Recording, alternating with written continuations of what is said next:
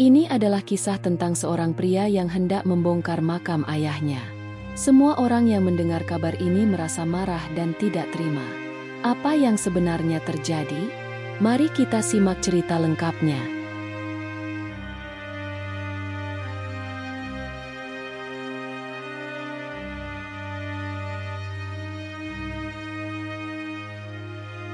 Siang itu, udara di desa terasa begitu panas. Langit tampak seperti sebuah bola api besar yang membakar tanah, dan suara tonggeret yang berdengung nyaring menambah kesan suram di kuburan tua itu. Budi, dengan cangkul di tangan dan wajah penuh amarah, berjalan menuju makam ayahnya yang terletak di sudut yang sepi. Hati Budi dipenuhi gelombang kemarahan yang tak terbendung, hingga matanya berkilat tajam. Ini sudah terlalu jauh, gumamnya dengan geram. Saat penjaga makam yang melihatnya mendekat dengan ragu bertanya, "Mau kemana, Budi?" Budi hanya menatapnya dengan mata yang penuh kebencian dan berkata dengan suara yang menekan, "Aku akan membongkar makam pria itu dan membakarnya." Penjaga makam, yang sudah mengenal Budi sejak kecil, ketakutan mendengar ucapan tersebut. Tanpa pikir panjang, ia segera berlari mengambil motornya. Lalu dengan satu sentakan dia memacu motornya menuju rumah Ari, adik dari Budi, untuk mengabarkan kejadian yang sedang berlangsung. Sebenarnya Budi adalah seorang pengusaha muda yang dulunya sukses. Memiliki keluarga yang bahagia, istri cantik bernama Leli dan dua anak yang lucu, Asta dan Aira.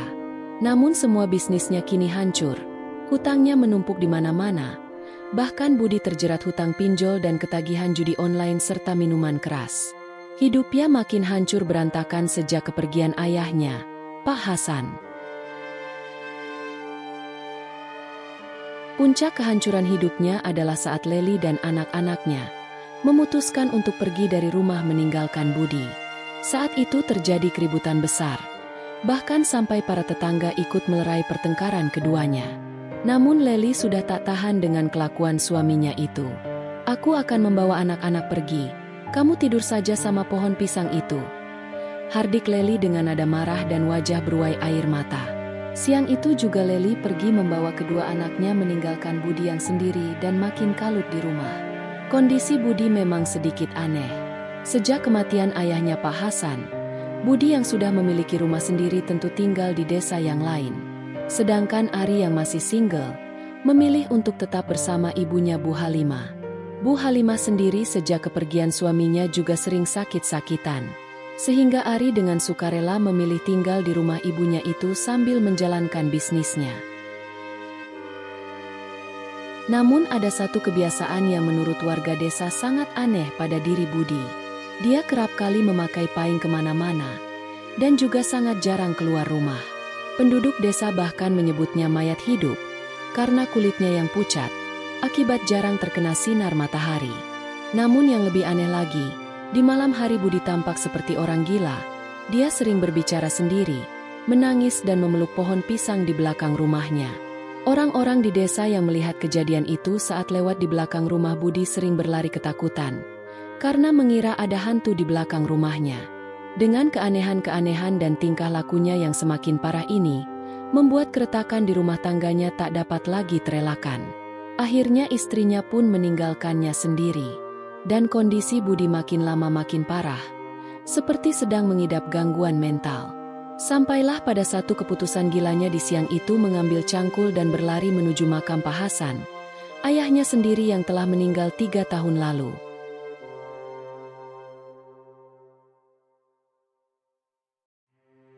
Siang hari semakin panas, saat penjaga makam itu tiba di rumah Ari.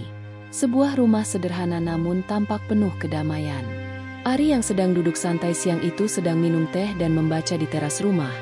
Tiba-tiba terkejut kedatangan Pak Karwo si penjaga makam. "Mas, Mas Ari, gawat Mas." Dengan nafas terengah-engah dia berteriak dan memanggil Ari. "Ada apa Pak De?" ucap Ari dengan tergopoh-gopoh menghampiri si penjaga makam. Saking terburu-burunya sampai gelas tehnya terjatuh dan pecah. "Perang!"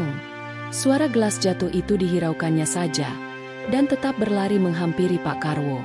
Ibunya yang mendengar rebut itu segera menghampiri mereka. "Mas Budi sudah gila," dengan nafas ngos-ngosan, Pak Karwo berkata dengan mata berkaca-kaca dan mulut gemetar. "Gila bagaimana, Pak?" ujar Ari dengan dahi mengernyit tanda tak paham. Memang sejak kematian ayah mereka Pak Hasan, Budi sangat jarang mampir ke rumah ibunya. Jika datang pun biasanya hanya malam hari, itu pun karena anak-anaknya Asta dan Naira sangat kangen kepada neneknya. Selain ada keperluan itu, dia tidak akan membawa istri dan anak-anaknya jalan-jalan keluar rumah. Kehidupan si Budi memang seperti vampire yang sangat takut terkena sinar matahari. Dia juga sangat pendiam dan tak pernah berbicara banyak. Saat Ari bertanya, "Bagaimana bisnisnya, Mas?" Budi selalu menjawab singkat, "Aman terkendali, RI." Namun di balik kata-katanya seperti tersirat kegelapan dan menyembunyikan sesuatu. Ari pun tidak ambil pusing karena dia juga menjalankan bisnis serupa warisan ayah mereka. Dan bisnis Ari pun meski tidak sebesar milik kakaknya, tetap lancar-lancar saja.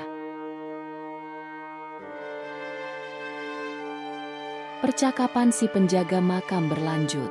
"Mas Budi datang ke kuburan siang-siang.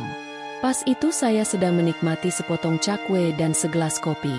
Awalnya saya tidak curiga karena dia membawa cangkul. Saya pikir dia anak yang baik. Mungkin Mas Budi mau membersihkan makam ayahnya," ucap Pak Karwo dengan nada yang mulai tenang. "Terus Pak?" tanya Ari penasaran. Saat itu Bu Halimah juga sudah berada di depan mereka sambil berjalan pelan menggunakan tongkatnya. "Iya, ada apa Pak Karwo?" ucap Bu Halimah lirih. Bu Halimah adalah sosok wanita tua yang meski sudah keriput, namun masih memancarkan kesan elegan. Badannya ramping dan tidak gemuk. Terlihat sekali bahwa di masa mudanya dulu dia adalah seorang primadona. Pak Karwo sekejap memandang Bu Halimah yang berjalan pelan sambil sesekali tangannya bergetar karena usia. Pak Karwo si penjaga makam terlihat bingung. Dia mau meneruskan kata-katanya tetapi seolah ada yang menghentikannya. Bu Halimah, endak Bu, saya cuma ada perlu sama Mas Ari," ucapnya seperti menyembunyikan sesuatu. Ari yang seolah mengerti isyarat ini segera bergerak. Dia lalu mempersilahkan ibunya untuk kembali ke dalam rumah. "Gak ada apa-apa Bu, Ibu masuk saja. Sini Ari antar." Tadi Ari cuma kaget karena Pak Karwo tiba-tiba teriak sampai gelas saya jatuh, ucap Ari dengan nada sopan, sambil menggandeng ibunya yang sudah renta itu kembali ke rumah. Sejenak Ari menoleh ke belakang memberi isyarat kepada Pak Karwo untuk jangan berbicara dulu.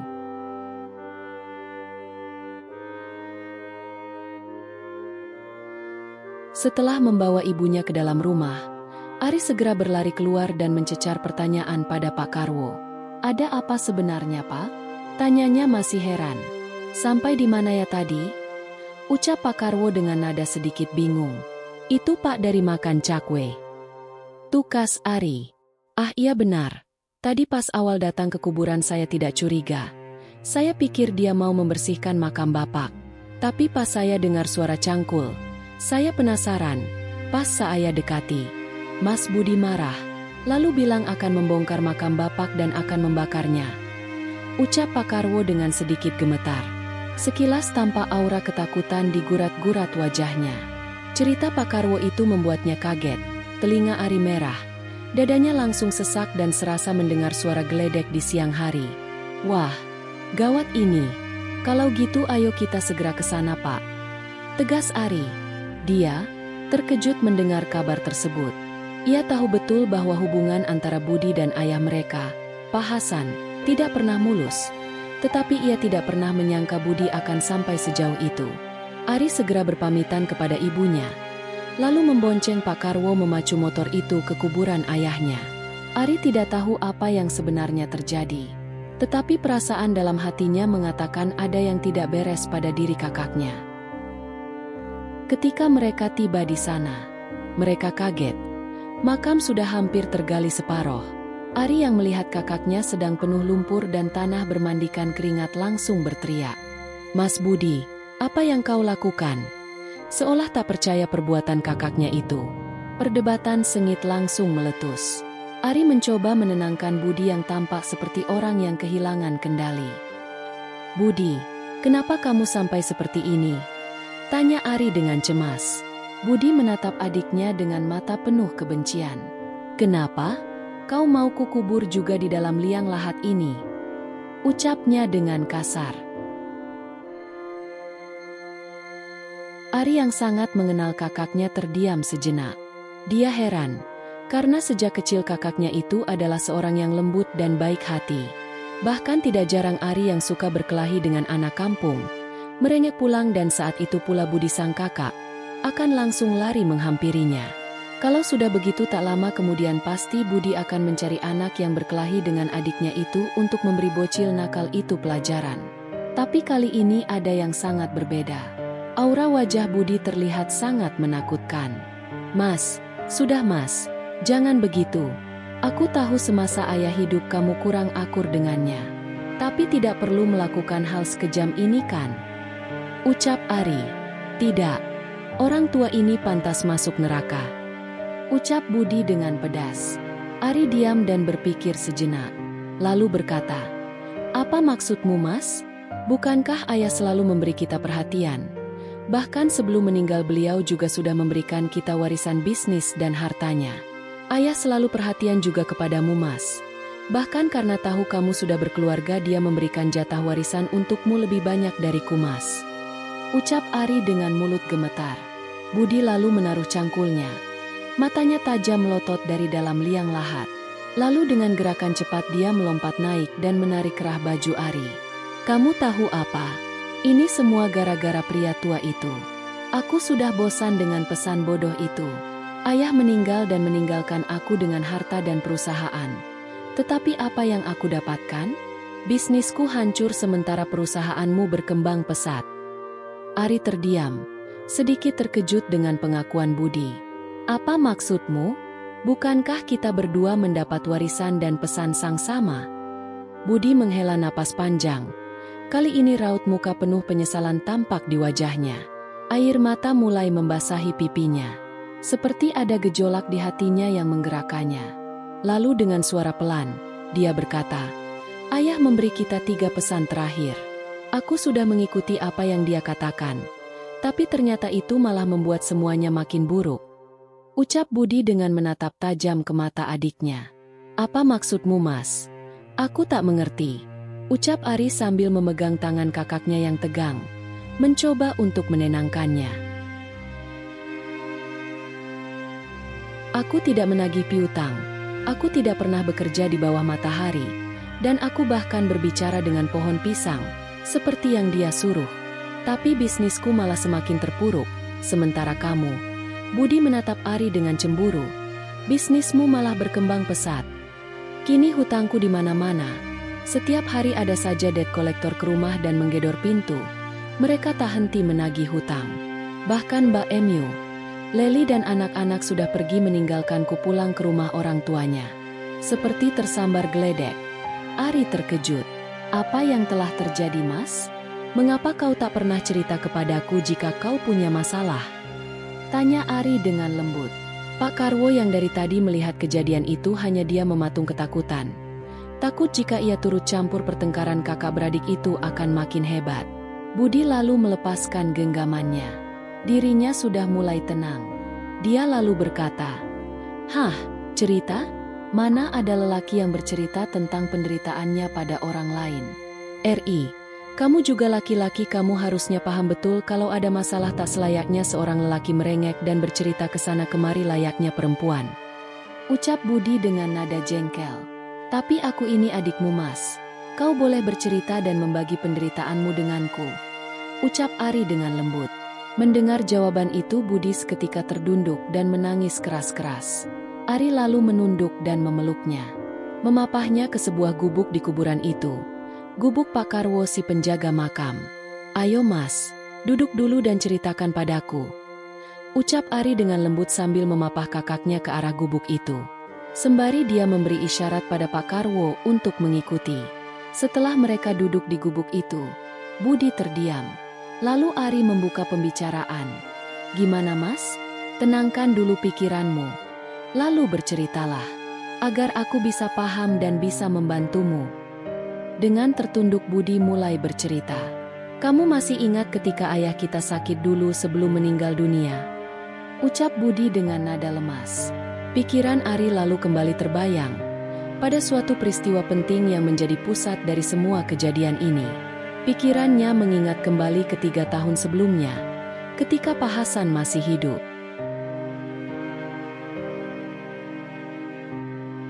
Saat itu, Pak Hasan, seorang konglomerat sukses yang memiliki 2 perusahaan besar, tengah terbaring sakit keras. Tubuhnya yang dulu kekar dan penuh energi kini semakin rapuh karena penyakit yang tak kunjung sembuh. Pak Hasan tahu bahwa waktunya tidak lama lagi. Ia memanggil kedua anak lelakinya, Budi dan Ari, untuk memberikan pesan-pesan penting. Di samping tempat tidur yang terbaring lemah, Pak Hasan berusaha menyampaikan amanah terakhirnya dengan suara yang terengah-engah. "Aku akan meninggalkan semuanya kepada kalian berdua," kata Pak Hasan pelan.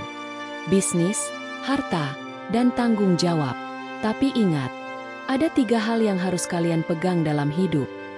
Budi dan Ari mendengarkan dengan seksama. Pak Hasan melanjutkan, "Pertama, jangan pernah menagih piutang.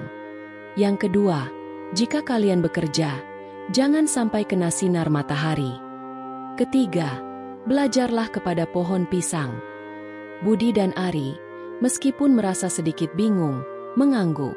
Mereka tahu betul bahwa ayah mereka adalah orang yang bijaksana dan sering memberi pesan-pesan misterius yang penuh makna. Tetapi, waktu itu, mereka tidak terlalu memikirkannya dengan mendalam. Setelah Pak Hasan meninggal, Budi dan Ari masing-masing melanjutkan usaha yang telah diwariskan ayah mereka. Namun, cara mereka menjalankan bisnis sangat berbeda. Budi, yang merasa dia sudah mengikuti pesan ayah dengan tepat, mulai merasa frustrasi karena bisnisnya tidak berkembang. Dia berusaha untuk tidak menagih piutang meskipun itu membuat modal usahanya habis. Dia juga sangat jarang keluar rumah, takut terkena sinar matahari. Itu yang menjadikannya sangat pucat dan jarang keluar rumah. Urusan bisnisnya lebih sering diserahkan pada anak buahnya. Dan yang paling aneh adalah berbicara dengan pohon pisang yang ada di halaman rumah. Berusaha, belajar, darinya. "Aku sudah menjalankan semua nasihatnya, Ri. Tapi apa yang kudapat? Semua hanya kerugian dan kerugian, kemalangan dan kemalangan." Memang Budi telah menjalankan semua nasihat itu. Namun, itu semua justru membuat bisnis Budi semakin tenggelam. Dia kehilangan banyak pelanggan karena tidak menagih piutang, dan ia jarang sekali mengecek lapangan atau bertemu dengan mitra bisnis. Keterasingan dan kebingungannya membuatnya terperangkap dalam rutinitas aneh yang ia ciptakan sendiri. Banyak yang mulai menganggapnya gila. Mendengar jawaban itu, Ari tertawa terbahak-bahak. Pak Karwo yang melihat kejadian itu terperangah, kaget dan tak mengerti. Wajah Budi memerah, dia segera menarik kerah baju Ari. "Apa maksud tawamu itu?" ucap Budi ketus. "Sabar Mas, sabar. Dengarkan dulu penjelasanku," ucap Ari pelan. "Biarkan aku menjelaskannya," ucap Ari. "Rupanya selama ini kau telah melakukan nasihat ayah dengan cara yang salah Mas," ucap Ari dengan raut wajah serius. "Apa maksudmu?" Budi penasaran. "Jadi selama ini kau salah mengartikan pesan ayah." "Aku memahami pesan ayah kita dengan cara yang berbeda. Aku tidak pernah menagih piutang. Tetapi jika ada yang meminta bantuan, aku lebih suka memberi mereka sedekah atau bantuan, sehingga hatiku lebih tentram. Tidak memikirkan piutang dan tidak bingung menagih kepada orang yang berhutang. Kalaupun ada, itu juga tidak banyak dan dalam batas yang sangat wajar. Tidak menyusahkan kehidupanku sendiri dan tidak mengkasakan diriku. Itu sebabnya bisnisku semakin berkembang, karena aku memilih untuk memberi pinjaman hanya kepada orang yang benar-benar dapat dipercaya dan selalu berusaha mendukung orang lain yang membutuhkan." Budi tertegun mendengar kata-kata adiknya. Dirinya seperti tersadarkan kebodohannya selama ini. Begitu rupanya. Budi makin penasaran. "Lalu bagaimana dengan pesan kedua? Bagaimana kamu memahaminya?" Sejenak Ari menghela nafas panjang lalu melanjutkan. "Pesan ayah yang kedua, jangan kena sinar matahari saat bekerja. Aku memahaminya dengan pemahamanku, bahwa saat aku bekerja aku akan berangkat lebih pagi dan pulang paling sore. Itu pemahamanku bahwa kita jangan terkena sinar matahari saat bekerja. Budi makin tertegun. Selama ini dia benar-benar tidak mau terkena sinar matahari, dia juga tidak takut untuk keluar rumah, bekerja di lapangan, dan menjalankan bisnisnya dengan penuh semangat. Tapi malah sering ditipu anak buahnya, dan bisnisnya makin hancur. Lalu bagaimana dengan pesan ketiga? Belajar pada pohon pisang. Mengenai pesan untuk belajar pada pohon pisang, Ari menyadari bahwa ayahnya sebenarnya ingin mengajarkan mereka untuk tetap bertahan dan terus berjuang, meski menghadapi kesulitan. Aku tahu kan Mas, pohon pisang yang terus tumbuh setelah dipotong. Meski dipotong berapa kali sekalipun, selama masih ada akarnya, maka dia akan terus tumbuh. Itu adalah simbol kegigihan dan keteguhan hati. Mendengar penjelasan Ari, Budi seperti tersadar. Kini, di makam itu, Budi berdiri dengan cangkul di tangan, hampir membongkar makam ayahnya. Namun, setelah mendengarkan penjelasan Ari, perlahan kebingungannya mulai terurai. "Jadi, kamu benar-benar memahami maksud ayah?" tanya Budi dengan suara pelan. Ari mengangguk. "Ayah tidak bermaksud membuat kita mengikuti setiap kata secara langsung. Pesannya adalah tentang bagaimana kita hidup dengan bijak, tidak terlalu terjebak dalam hal-hal materi, dan selalu memiliki pendirian yang kuat, meskipun harus menghadapi rintangan." Budi terdiam, dan pandangannya berubah. Kebenciannya terhadap ayahnya perlahan memudar, digantikan dengan rasa penyesalan yang mendalam. Pak Karwo memandang mereka berdua dengan senyuman lebar. "Alhamdulillah, sekarang semua sudah terang benderang ya Mas Budi dan Mas Ari." "Ari, Pak Karwo," kata Budi akhirnya, suara serak. "Aku minta maaf. Aku salah paham. Aku ingin mengubah semuanya." Dan di bawah terik matahari siang itu, di antara suara tonggeret yang nyaring, Budi akhirnya mengerti bahwa harta dan kekayaan yang diwariskan ayah mereka bukanlah segalanya. Yang terpenting adalah keteguhan hati, pengorbanan, dan prinsip hidup yang diajarkan oleh ayah mereka. Budi menatap makam Pak Hasan sekali lagi, kali ini dengan rasa hormat dan pemahaman yang baru. "Terima kasih, Ayah," bisiknya. "Akhirnya aku mengerti.